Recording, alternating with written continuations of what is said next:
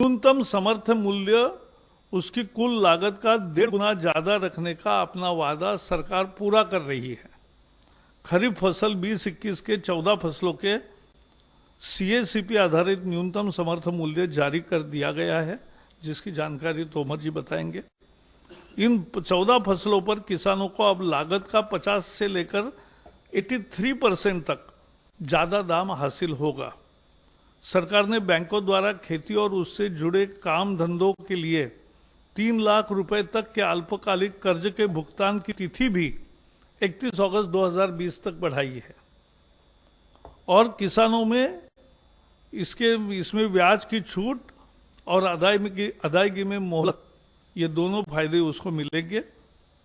किसानों को 1 मार्च 2020 से 31 अगस्त 2020 के बीच अल्पकालिक कृषि कर्ज की ब्याज में 2% और अदायगी में 3% का फायदा होगा। भारत सरकार द्वारा किसानों को 7% से कर्जा मिलता है। इसमें 3 लाख रुपए तक के लोन पर 2% बैंक ब्याज की छूट सरकार देगी और समय पर भुगतान पर 3% का फायदा मिलेगा। इसका मतलब 4% में 3 लाख तक का कर्जा मिलेगा। किसानों के लिए ये बहुत बड़ी तोहफा है।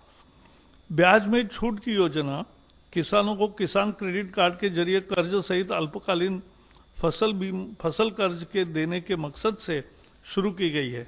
पिछले कुछ हफ्तों के दौरान बहुत से किसान अल्पकालिक जो क्रॉप लोन होता है उसके अदायगी के लिए बैंक नहीं जा सके।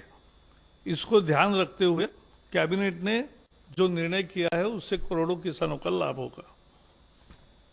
गरीब ही इस सरकार की सर्वोच्च प्राथमिकता है और इसलिए कोरोना वायरस महामारी के दौरान लॉकडाउन की शुरुआत से ही सरकार सबसे ज्यादा गरीब लोगों की जरूरतों को लेकर संवेदनशील रही है।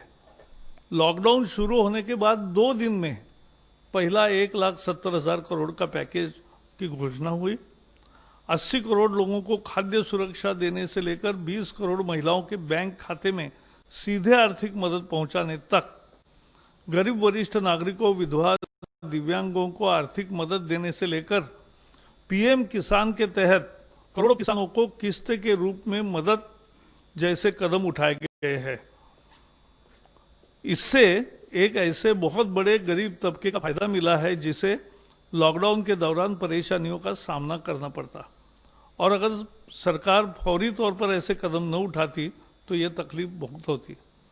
ये घोषणाएं नहीं रही, कुछ ही दिनों के भीतर करोड़ों लोगों तक सीधे तौर पर नकदी अथवा वस्तु रूप में मदद पहुंचाई गई। 80 लाख टन से ज्यादा अनाज पहुंचाया गया।